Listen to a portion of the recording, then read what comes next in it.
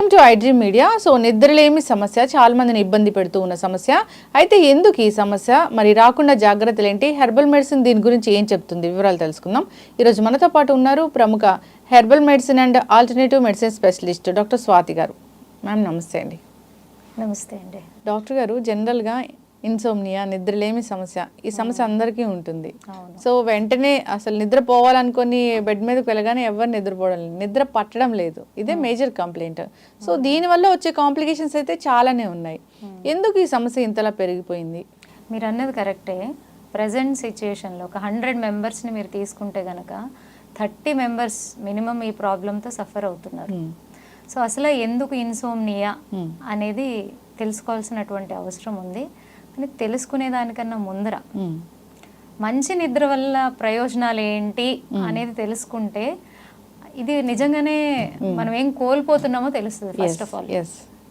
So మంచి నిద్ర, healthy sleep అనేది ఉంటే ఏమేమి అవుతాయి? అందరు ఇప్పుడు కంప్లైంట్ చేసేది ఏంటంటే ఇమ్యూనిటీ అనేది చాలా తగ్గిపోతుంది అందరికీ.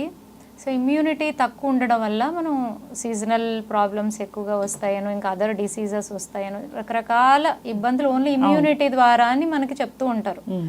ఇప్పుడైతే దీనికోసము చిన్న చిన్న పిల్లలకి ఇమ్యూన్ బూస్టర్స్ని ఒక రెగ్యులర్ డ్రింక్ లాగా అలవాటు చేయాల్సినటువంటి పరిస్థితి వచ్చేసింది. సో ఇట్ ఈస్ ఏ కనిపించకుండానే it is a major cause for many health ailments. చాలా హెల్త్ ఇష్యూస్ రావడానికి ఇమ్యూనిటీ అనేది చాలా చాలా ఇంపార్టెంట్ రోల్ ప్లే చేస్తుంది. ఇమ్యూనిటీ తగ్గితే చాలా డిజార్డర్స్ వస్తాయి, పర్టికులర్గా హెల్త్ రిలేటెడ్.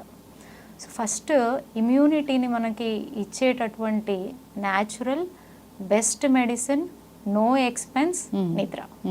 మంచి నిద్ర. మీకు గనక మంచి నిద్ర అనేది ఉంది, ఏ ఇబ్బంది లేదు అంటే ఇట్ సెల్ఫే ఇమ్యూనిటీ బూస్టర్. అదొకటి. సెకండ్ థింగ్, ఇంకేం హెల్ప్ బెనిఫిట్ అవుతుంది అంటే కాన్సన్ట్రేషన్. 10 మెంబర్స్లో 7 మెంబర్స్ మీరు ఎవరినన్నా అడగండి కాన్సన్ట్రేషన్ ప్రాబ్లం ఉంది అంటారు. చిన్నపిల్లల్ని అడగండి, పెద్దవాళ్ళని అడగండి, ఏజ్డ్ వాళ్ళని అడగండి. ఎందుకంటే మీరు గమనించండి, ఏజ్ అయిన తర్వాత నిద్ర సమస్య వస్తుంది అని అందరూ అంటూ ఉంటారు. కానీ ఇప్పుడు పిల్లలు కూడా సరిగా నిద్రపోవట్లేదని పేరెంట్స్ కంప్లైంట్ చేస్తూ ఉంటారు. త్వరగా పడుకోమని ఎంత చెప్పినా పిల్లలు పడుకోరు, వాళ్ళ వల్ల మా నిద్ర కూడా డిస్టర్బ్ అవుతుంది అని చెప్తూ ఉంటారు. సో దీనివల్ల కాన్సన్ట్రేషన్ అనేది దెబ్బతింటుంది. మంచి నిద్ర ఉంటే మంచి కాన్సన్ట్రేషన్ లెవెల్స్. అండ్ పర్టికులర్గా మనిషి మూడ్ అనేది ఉంటుంది కదా, నా మూడు ఈవేళ బాగుంది, నా మూడు ఈవేళ బాగోలేదు అని చెప్తూ ఉంటారు కదా. మంచి నిద్ర మీ మూడ్ని బ్యాలెన్స్ చేస్తుంది.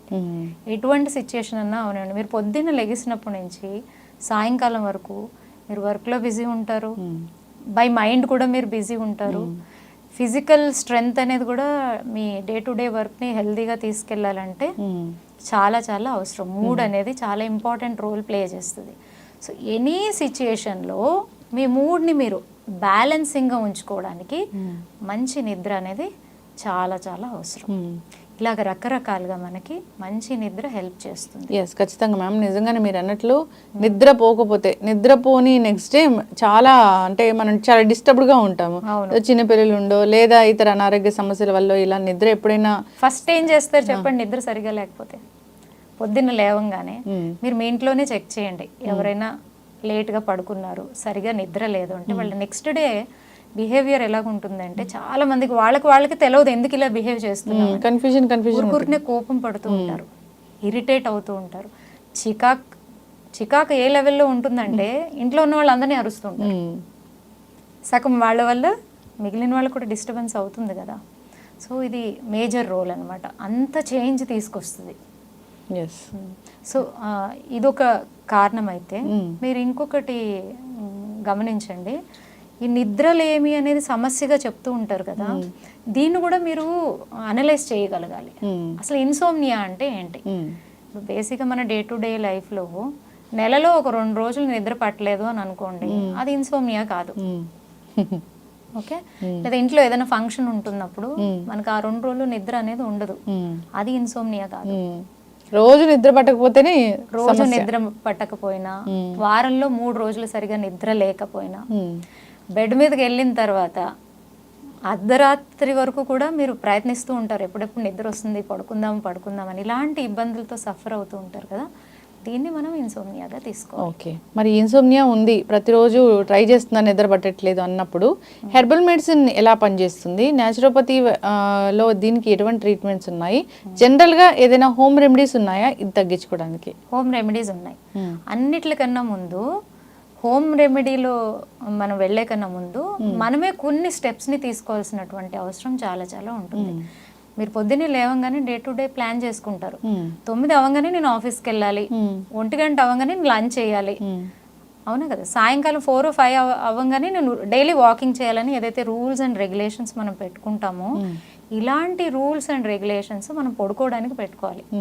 డైలీ 9కో 9:30కో లేదా మ్యాక్సిమం 10కి నేను పడుకుంటాను కంపల్సరీ అనేది మనకు మనం ప్రామిస్ చేసుకోవాలి. అప్పుడే ఈ ప్రాబ్లం నుంచి బయటకు రాగలుగుతాం. ఓకే, సో పడుకునే కన్నా ఒక 1/2 అవర్ ముందు మన చుట్టుపక్కల ఏదైతే మన బెడ్రూమ్ ఏదైతే ఉందో, హాల్ కానీ లైట్స్ అన్ని డిమ్ చేసేసేయాలి. It is very important and చాలా ఇంపార్టెంట్. మీరు గమనించండి, ఎక్కువ ఇన్సోమ్నియా రావడానికి కారణం ఎక్కువ మంది బెడ్రూమ్లో టీవీ పెట్టుకుంటారు. స్క్రీన్ టైం పెరిగిపోయింది అని తెలవకుండానే మనం కాసేపు చూద్దాం, 10 నిమిషాలు చూద్దాం అంటే ఐ ఇంకా స్ట్రెయిన్ అవుతుంది, ఆ కామ్నెస్ మైండ్లో రాదు. సో ఎటువంటి ఎలక్ట్రానిక్ గ్యాడ్జెట్స్ని మనం బెడ్రూమ్లోకి తీసుకెళ్ళకూడదు. ఒక టెలివిజనే కాదు, ఒక ఫోన్ కానీ, ఒక ల్యాప్టాప్ కానీ, మనం పడుకోవాలి అనుకున్న టైంకి 1.5 అవర్ ముందు అవన్నీ మనం పక్కన పెట్టాలి, అవునా.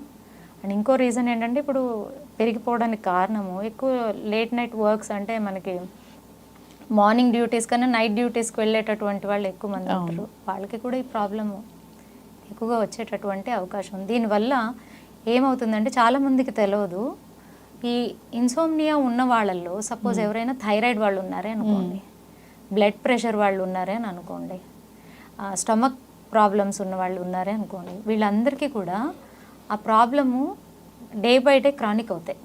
బ్లడ్ ప్రెషర్ పెరుగుతుంది, థైరాయిడ్ లెవెల్స్ పెరుగుతాయి, దానివల్ల హార్మోనల్ ఇష్యూస్ వస్తాయి. ఇవన్నీ కూడా దానివల్లే వస్తాయి. అన్నిట్లకన్నా ఇంపార్టెంట్, ఇన్సోమ్నియా వల్ల మీ బ్రెయిన్లో మనకి అన్ని రకాల సిస్టమ్స్కి సంబంధించిన వర్క్స్ జరుగుతాయి ప్రతి పార్ట్లోని. సో వీటి కనెక్టివిటీ, వీటి ఫంక్షన్ కూడా డిస్టర్బ్ అయిపోతుంది. ఓకే, సో అన్ని ప్రాబ్లమ్స్ దీనివల్ల వస్తాయి. అండ్ గ్రోత్ హార్మోన్ అని ఉంటుంది మనకి, బేసిక్గా చిన్న ఏజ్లో మనకి మంచి గ్రోత్ పీరియడ్ అనమాట, మంచి హైట్ని గెయిన్ చేయొచ్చు. చిన్న ఏజ్లో ఎవరైతే ఈ ఇన్సోమ్నియా ప్రాబ్లం నుంచి సఫర్ అవుతూ ఉంటారో, చిన్న ఏజ్ కానీ మిడిల్ ఏజ్ కానీ, వీళ్ళలో గ్రోత్ హార్మోన్ ఫంక్షన్ దెబ్బతింటుంది. ఆ ఏజ్కి తగ్గట్టు వాళ్ళు ఆ హైట్ని గెయిన్ చేయలేరు. ఇవన్నీ ఓన్లీ నిద్ర నుంచే వస్తాయి. డాక్టర్ గారు, సో జనరల్గా నిద్ర వల్ల ఇన్ని రకాల అనారోగ్య సమస్యలు వస్తాయి. సో నిద్ర పట్టాలంటే మీరు చెప్పినట్లుగా హెర్బల్ మెడిసిన్ అనేది పనిచేస్తుందా? అసలు ఎట్లా ఉంటుంది ఈ వైద్యం? 100% హెర్బల్ మెడిసిన్ బాగా పనిచేస్తుంది. ఇప్పుడు ఎక్కువగా ఏమైపోయిందంటే, ఈ స్లీపింగ్ ట్యాబ్లెట్స్కి అలవాటు పడిపోయి ఉన్నారు. సో అది కూడా మంచిది కదా. ఏంటంటే మనకి అదర్ హ్యాబిట్స్ ఎలా ఉంటాయో, స్మోకింగ్ కానీ డ్రింకింగ్ కానీ, ఇది కూడా ఒక హ్యాబిట్ లాగా మారిపోతుంది. సో దానివల్ల ఉండేటటువంటి అదర్ ఇష్యూస్ కూడా డెవలప్ అయ్యే ఛాన్సెస్ ఎక్కువగా ఉంటుంది. అందువల్ల హెర్బల్ మెడిసిన్ ఏంటంటే మీకు సైడ్ ఎఫెక్ట్స్ ఉండదు అండ్ మీకు త్వరగా రిజల్ట్ ఉంటుంది. సో ఈజీగా వాళ్ళకి ఆ సమస్య అనేది తగ్గుముఖం పడుతుంది. సో దీంట్లో మీకు కొన్ని చెప్తాను. బేసిక్గా ఏంటంటే, రాత్రి అవ్వగానే చిన్న చిన్నవి ఫస్ట్ చేంజెస్ చేసుకోవాలి. ఎలాగంటే, మంచిగా హాట్ వాటర్ బాత్ తీసుకోవాలి, వేడి నీళ్ళతో బాగా స్నానం చేయాలి. ఆ తర్వాత కొబ్బరి నూనె ఉంటుంది కదా, కొబ్బరి నూనెతో పాదాలని మినిమం 10 to 15 minutes మసాజ్ చేయాలి.